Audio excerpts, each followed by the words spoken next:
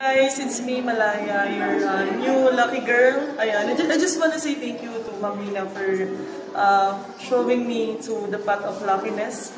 Before, it's not that I don't believe, but I always shrug my shoulders and, ignore the possibilities of the universe doing together for my good. But ever since I got this, I just want to say that everything seems so light. I feel like it's all going to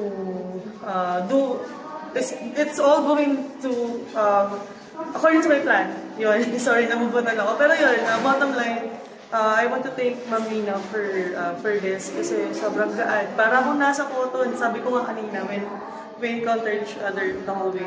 Ma'am, ang gaan. Parang lately kasi ang bigat ng pakiramdam. Parang I always feel na parang I'm so down because, sometimes hindi mo natin maisip na iiwasan na maka-feel ng mga negativities. But ever since I got this, ang gaan, it's like parang ako naglalakad sa koto.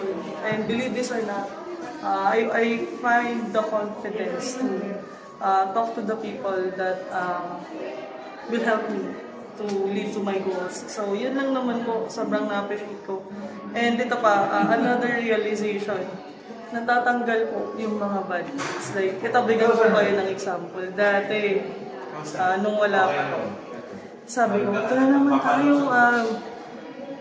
naman tayo, balik na naman tayo sa same cycle. Pero ngayon, parang nagugulat ko kasi people are approaching and nag-curious sila kung ano ba yung nangyari, bakit ang happy-happy ko, ang hyper ko lately, and pag-gising ko, nagme-meditate ako. So, ayan, may meditation kasi dito. And you're in for a surprise. Once pag-gising nyo ng 7 AM, you'll have this mantra. And kung naku-curious po kayo, you should really go for this. And then, see for yourself and find out. Thank you and mwah! Mwah! Take care always. It's Malaya Girl.